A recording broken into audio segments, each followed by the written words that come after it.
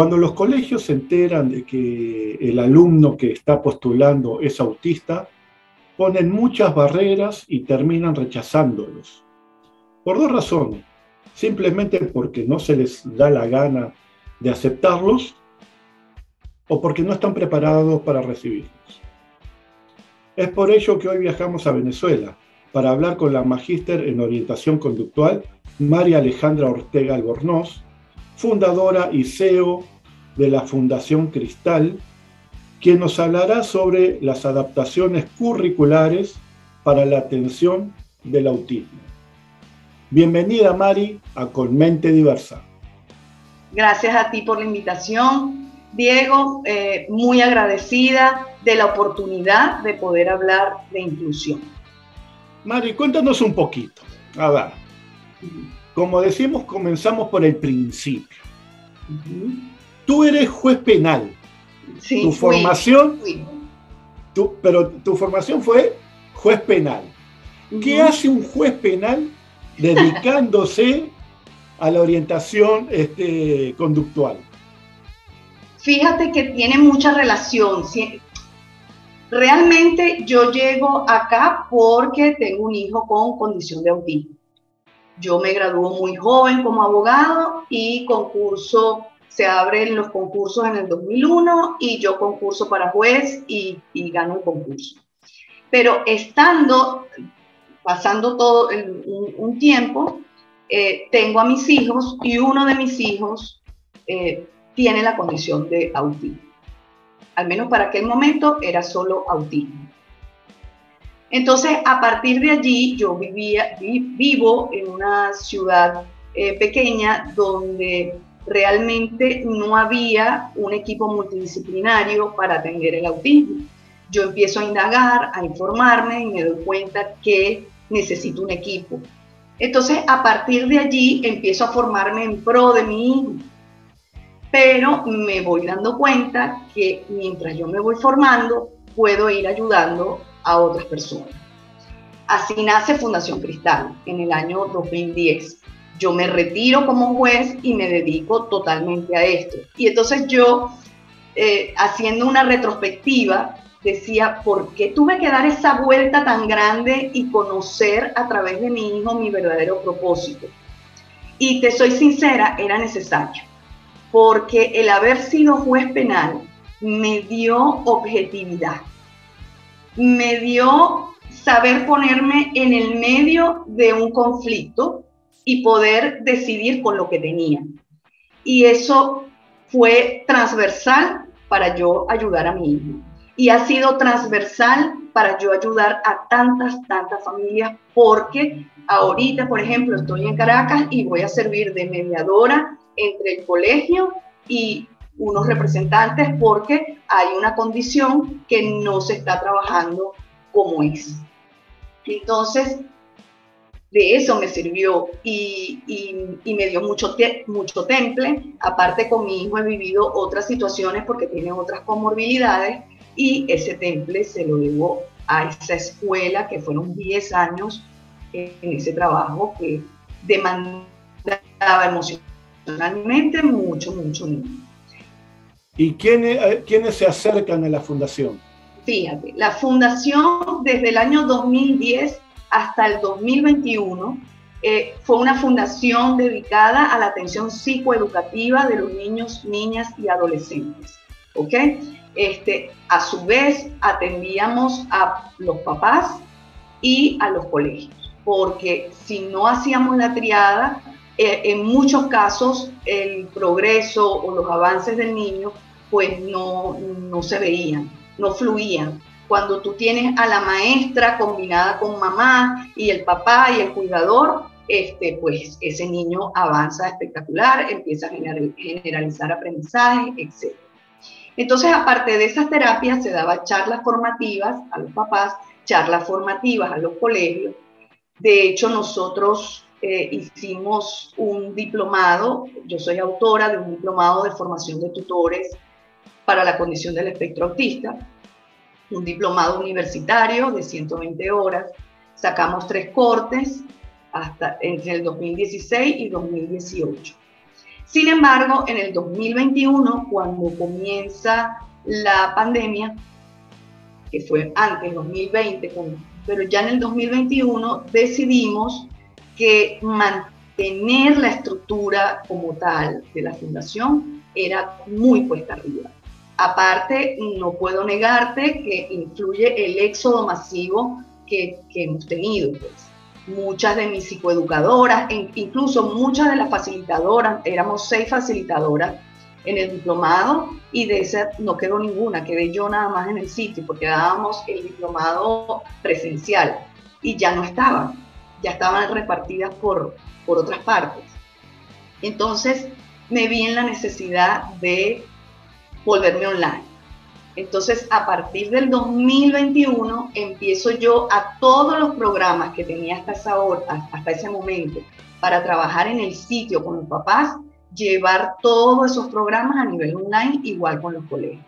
Y entonces, por ejemplo, ahorita me llaman de otra ciudad para dictar un taller, para dictar una charla o para revisar una situación puntual de un niño en un colegio, una familia o una evaluación integral, pues yo me movilizo con todo el gusto y lo hago.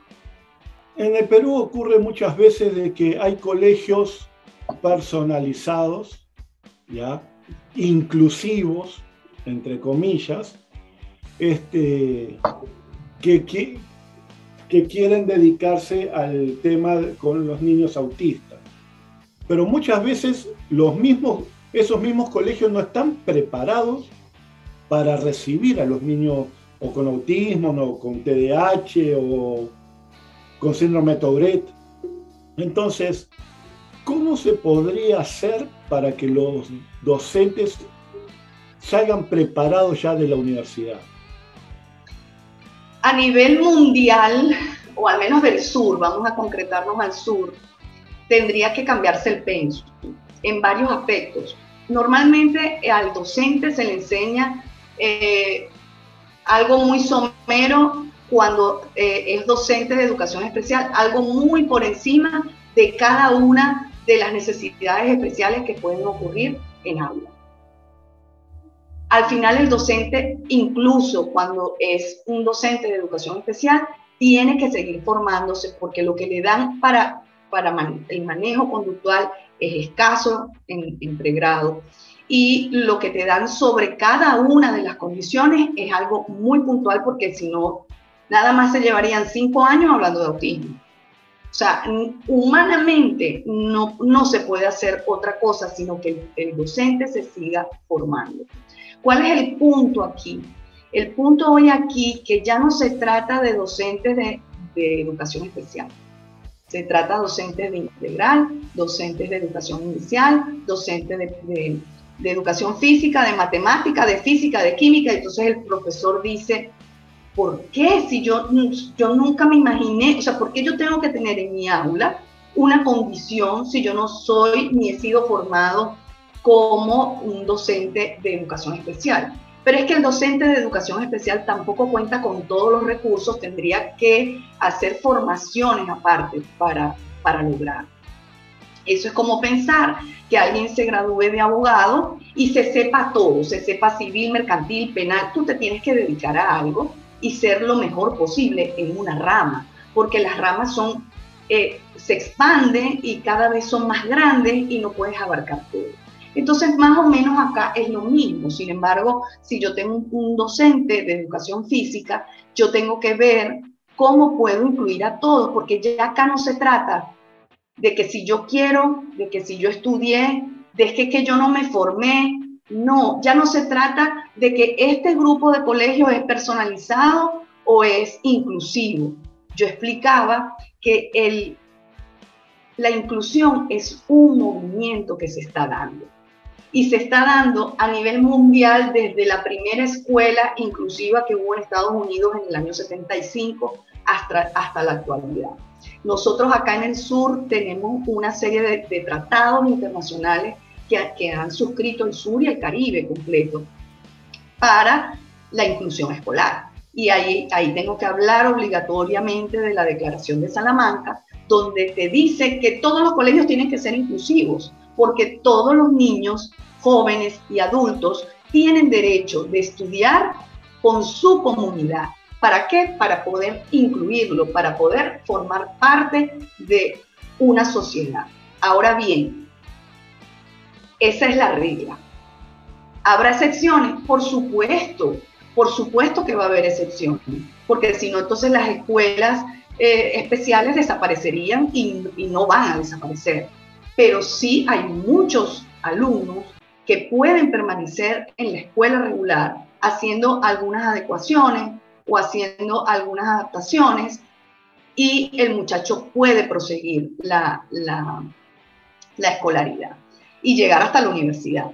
La verdad es que, al fin de cuentas, esto es un movimiento que no solamente se está dando en Venezuela o en Perú, sino también en Argentina, en Bolivia, en Ecuador, cada uno en un nivel distinto, quizás porque, porque cada uno han tenido sus leyes, unas antes, otras después.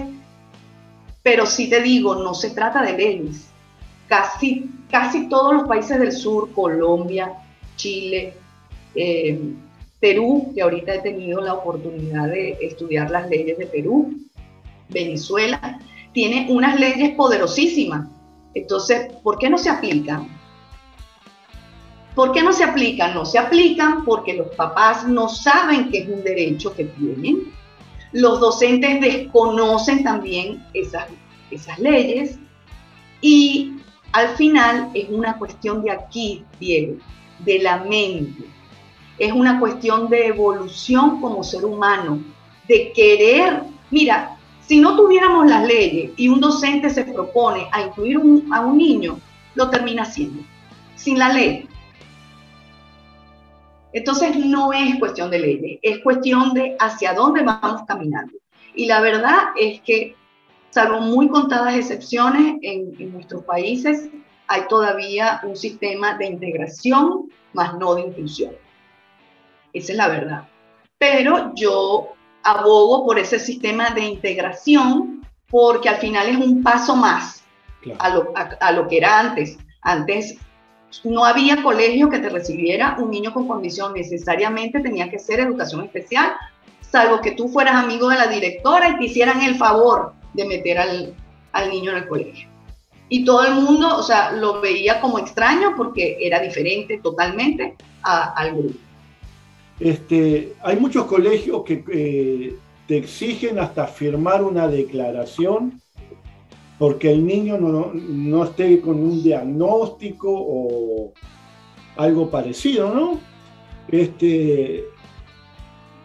Y los que intentan decir, bueno, que pase, pero del profesor sombra y de la adaptación curricular se encargan los padres, no nos encargamos nosotros. Cuando hay leyes que dicen que todo lo extra que tenga el colegio debe ser como el profesor sombra, como la adaptación curricular, lo debe de hacer el colegio, más no los padres. Bueno, no es tan así. El tutor es una figura que no está prevista como tal, y que la realidad es que si tuviéramos escuelas inclusivas no debería haber tutor escolar. No debería haber maestra sombra, sino que la maestra se pudiera encargar. Pero hay realidades.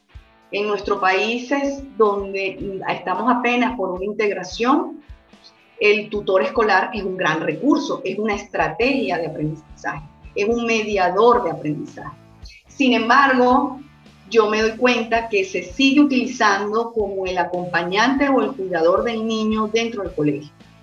Y eso es algo que debemos cambiar en la esencia del tutor. O sea, que el tutor sepa que su misión va mucho más allá de las adaptaciones curriculares, que su misión va mucho más allá de perseguir al niño para que no se escape, que su misión va más allá de que el niño no perturbe al salón. No, su misión es de apoyar a la inclusión escolar, porque no la tenemos. Entonces, ¿cómo hacemos esto? Con un tutor capacitado, con un tutor que maneje, que tenga, yo lo separo así, saber y saber hacer. El ser del tutor tiene que manejar estrategia, tiene que manejar una comunicación fluida, tiene que tener un autocontrol, dominio, etcétera.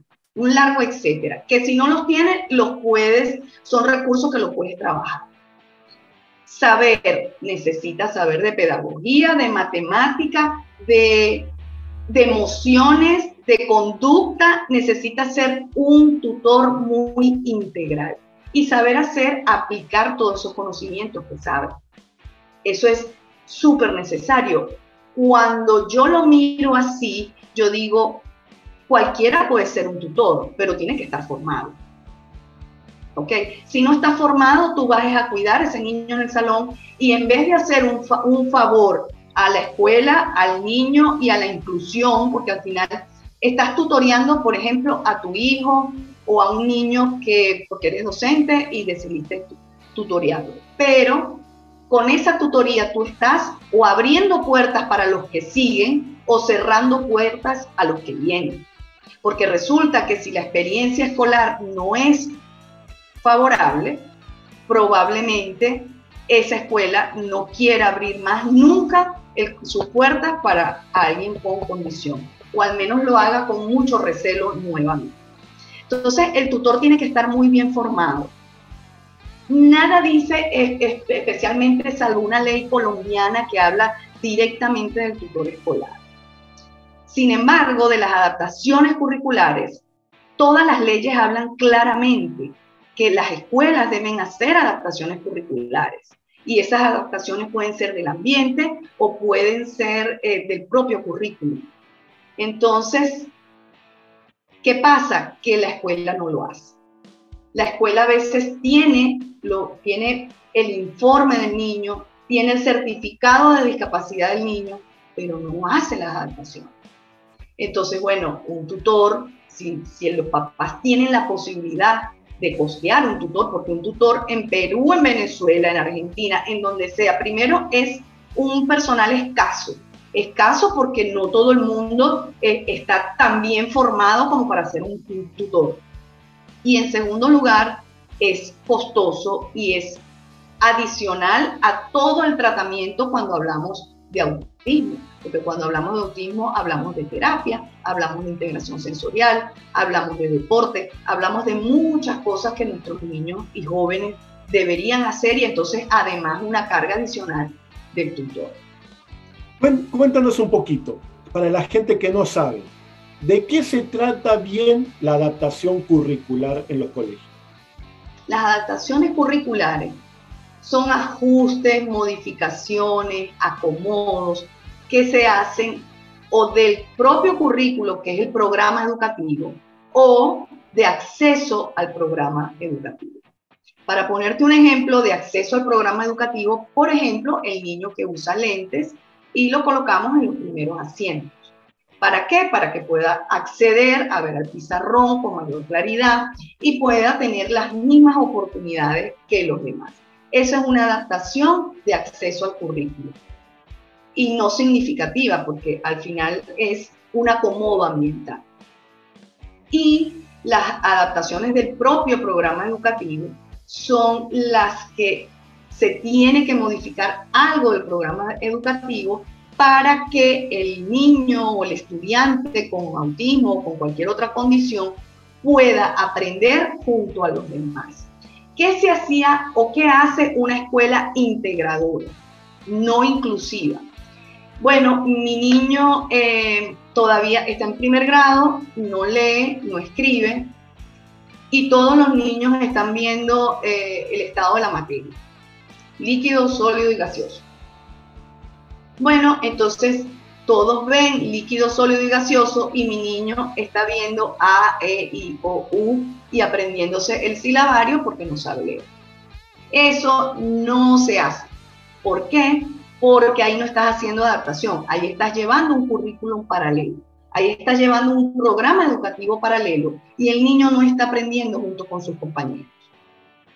¿Cómo sería entonces una diversificación del programa educativo? Bueno, mi niño no lee ni escribe todavía como sus compañeros, pero están dando el estado de la materia. Bueno, vamos a hacerlo a través de dibujos, ¿ok? Y que él me verbalice. Vamos, cuando estemos en la dinámica del salón de clase, le preguntamos para que él pueda contestar algo al respecto del estado de la materia. Le puedo mandar a hacer un experimento sobre pasar de estado líquido a sólido o viceversa. Entonces, eso es diversificar el currículum. Otra cosa que es bien importante aclarar aquí, para todo el que escuche, es que por esa razón, por esa diversificación del currículum, el tutor escolar nunca va a sustituir una terapia. Hay papás que dicen, le tengo un tutor todo el día en el colegio, entonces él ya no tiene que ir a terapia. ¿No? Yo solicito como mamá o como orientadora, puedo solicitar al colegio que el niño copie de la pizarra, pero solo algunas frases y me las subrayen, las ideas principales, porque el niño escribe a su propio ritmo, por ejemplo. Ajá. Pero la maestra lo hace, pero ¿hasta cuándo va a hacer eso? Si yo no tengo en las tardes una terapia, un apoyo o alguien que se siente conmigo a trabajar la velocidad de la escritura, yo siempre voy a estar haciendo lo mismo. Entonces, ¿cuál es el avance? ¿Sabes? Entonces, muchas mamás dicen, bueno, le pongo el tutor y ya no tengo que gastar más en terapia. No, tienes que seguir gastando en terapia. Porque eso es lo que me garantiza que el año que viene ya tenga que subrayarle menos o ya pueda copiar en vez de 2 líneas, 5 líneas, porque me va aumentando su ritmo de escritura. Muchas gracias, porque yo sé que hay muchas personas que no tienen claro de qué se trata y tú lo has explicado de una forma maravillosa.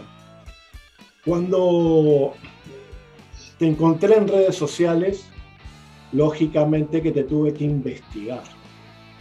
¿Ya? ¡Qué miedo! Pero no voy a decir muchas cosas. Te lo agradezco. Pero viendo un programa de uno de tus talleres, que próximamente más adelante vamos a hablar sobre él, que vas a dictar aquí, he encontrado sobre la taxonomía Bloom. ¿Ya? Y me gustaría, yo estuve leyendo y me pareció muy interesante el tema de lo que plantea Benjamín. Ya es mi pata después de todo lo que leí, ya es mi amigo Benjamín. Benja para...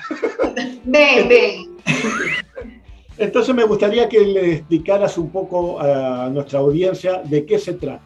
Bueno, este es un psicólogo que dividió la parte cognitiva como en varias fases. Es decir, en la base, lo más primario es la comprensión o el repetir un concepto. El repetir un concepto, por ejemplo, es lo más básico. Y para eso le colocó unos indicadores. Definir, repetir, memorizar, por ejemplo. El siguiente nivel es describir. El siguiente nivel, así sucesivamente, hasta llegar a inferir, hasta llegar el último nivel, que es el creativo. Que de hecho él dice que no todo el mundo llega a ese nivel creativo, ni siquiera los adultos.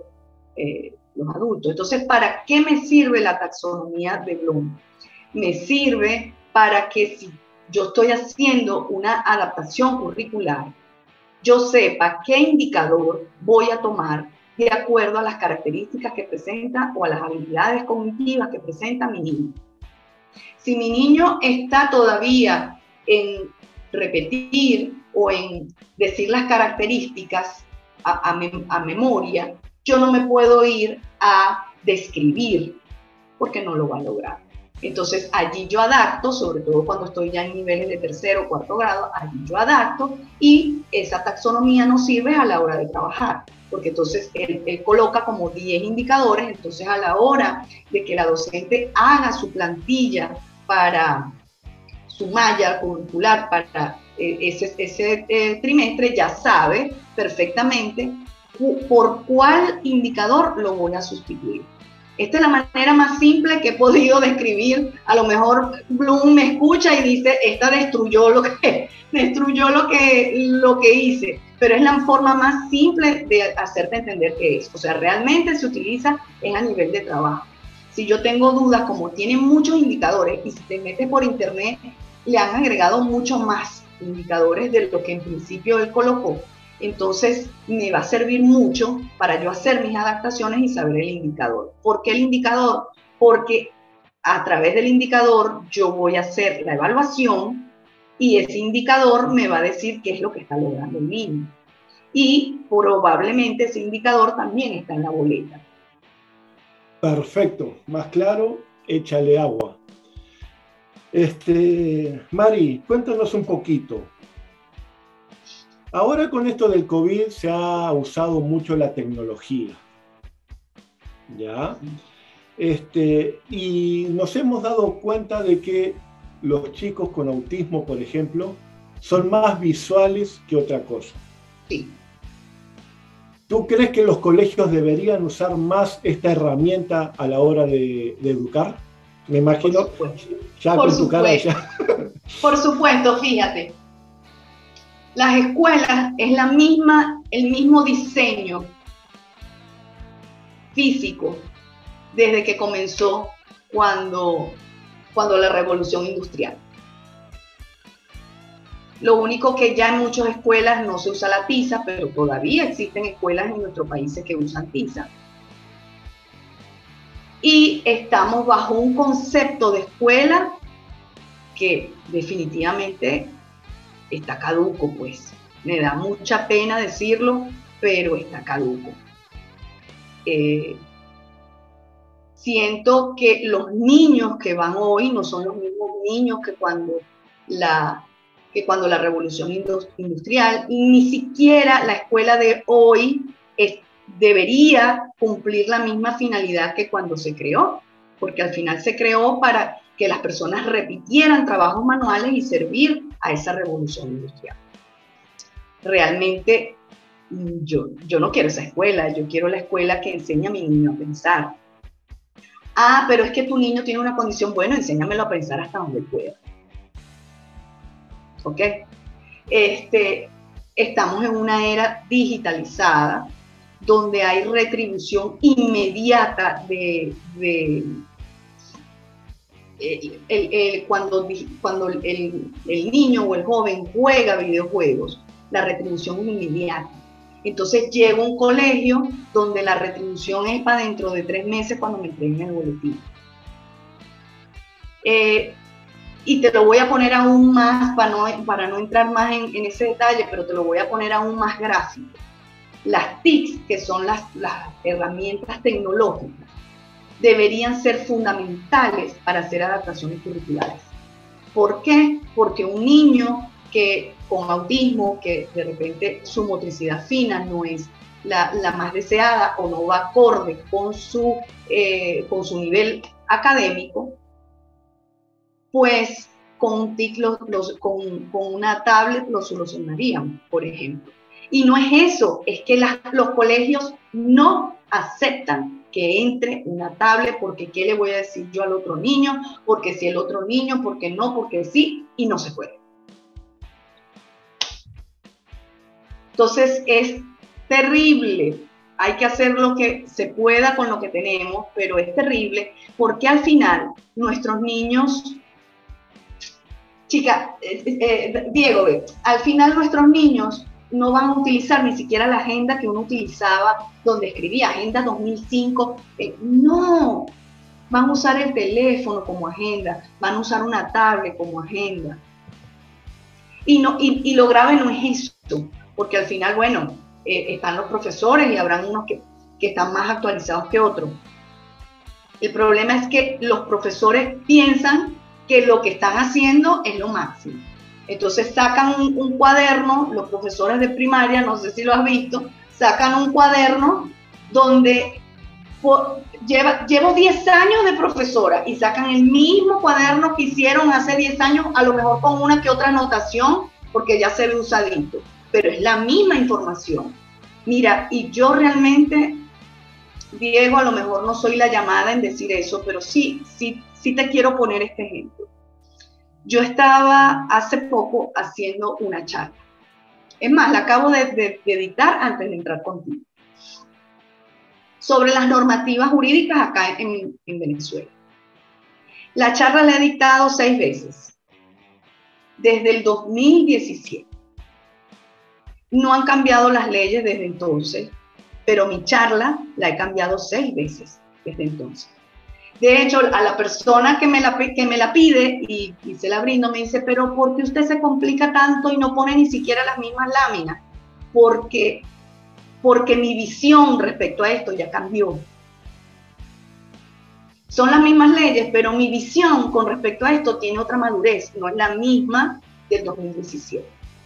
No es la misma cuando dicté la primera charla. Ahorita veo cosas más importantes que esa vez. Entonces no puedo ni siquiera dejar grabada una charla, porque si la veo, voy a decir, falta esto, falta esto, falta esto. Yo veo esto y digo, me faltó decir esto, porque debemos ser críticos. Y el que trabaja, bien lo dijo, no lo digo yo, lo digo yo, lo dice Theo Peters, o lo dijo Theo Peters, que fue un visionario del autismo, trabajó con autismo mucho tiempo. Y en su decálogo decía que las personas que trabajaban con el autismo, tenían que tener una curiosidad infinita. Y es así, porque cada niño me viene a mostrar una cosa distinta. Yo en estos días voy a evaluar un niño y yo siento la misma emoción que cuando evalué el primer niño hace 10 años atrás. ¿Por qué? Porque no sé qué me voy a encontrar. Lo voy a ver con la misma curiosidad como si fuera la primera vez, para ver qué consigo, para ver qué puedo aportar, para ver en qué le puedo ayudar a esa familia y a ese niño para un mejor desarrollo integral. Impresionante. En un curso que yo hice sobre autismo, el profesor decía de que una vez van los padres y llevan a su niño a diagnosticar, ¿no? Y que una de las preocupaciones de los padres era de que el niño no escribía. ¿Ya? Entonces, dice que él los miró y le dice, ¿cuál es el problema? ¿Cómo que cuál es el problema? No escribe. Él tiene 2 años. Les aseguro que acá escriben y escriben rápido. ¿Ya? Y hoy tienen que dominar esto, no tienen que dominar la escritura de mano. Y no sé, me quedó grabado y lo estoy llevando un poco a lo que tú... Y eso que tú dices es tan cierto. Queremos que todos los niños escriban, queremos que todos los niños hablen, queremos que todos los niños hagan lo mismo de todos los niños. Pero no todas las personas venimos a este mundo a hacer lo mismo. Entonces, quizás tu niño no escriba y sea un adulto que no escriba, pero tienes que ver no quedarte allí, y te lo digo como mamá. Los papás nos enganchamos y nos quedamos en lo que falta, como si fuésemos perfectos nosotros, aparte de todo. Cosa que totalmente fuera de contexto. Siempre hay algo que mejorar, siempre. Entonces queremos que entonces en eso nos concentramos. Te lo voy a poner muy claro. Tenía yo un niño que iba a fundación y no hablaba, era no oral. El niño, cuando llegó, eso se tiraba en los charcos, era muy disruptiva su conducta. Un muchacho ya grande de 10 años. No hablaba, pero tampoco se mantenía sentado, pero tampoco hacía contacto visual, pero tampoco seguía una instrucción. El niño empezó a hacer todo esto que te estoy diciendo. Y cuando yo le abordo al papá y le digo, ¿se fija cómo está fulanito de bien? Se fija que ya, usted le está hablando, mire cómo nos sigue con la, o sea, tenía atención conjunta, mira cómo nos está siguiendo mientras nosotros hablamos y seguro está entendiendo lo que estamos diciendo. Y fíjese que ahora se sienta en el columpio con cuidado. Y fíjese, ¿sabes qué me contestó? Pero fíjate que no ama. Entonces ahí entendí yo, porque aparte yo siento que cada papá es un espejo mío, y eso fue hace muchos años, y ahí entendí yo, porque a mí cuando él me dijo eso me dio como un dolor. Y yo, ¿por qué esto me duele tanto?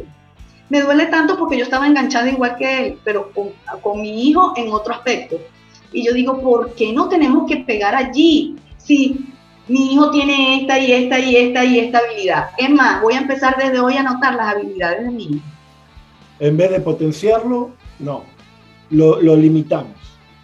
Nos quedamos en el déficit. Es como algo masoquista hasta cierto punto. ¿Cómo te pueden encontrar en las redes? Por Instagram, @funda.cristal. Allí en Instagram, en el perfil de Instagram, tengo, y te invito, Diego, para que nos sigas tú también, tengo una comunidad azul de Telegram, donde ya somos casi 800 personas, 800 integrantes. Es una comunidad totalmente gratuita, donde mes a mes pasamos foro chat. Algunos los dicto yo, otros invito a gente relevante, especialistas relevantes en ciertos temas para que nos den a la comunidad un foro. Eso lo vengo haciendo desde hace un año. Y también tengo una comunidad más pequeña por WhatsApp, también la llamo Comunidad Azul, pero es una comunidad un poco más pequeña para que aquellas personas que no tienen Telegram puedan también acceder a la información. De hecho, en Telegram quedan grabados algunos foros, o sea que tú puedes entrar ahorita y disfrutar un foro que hicimos en enero.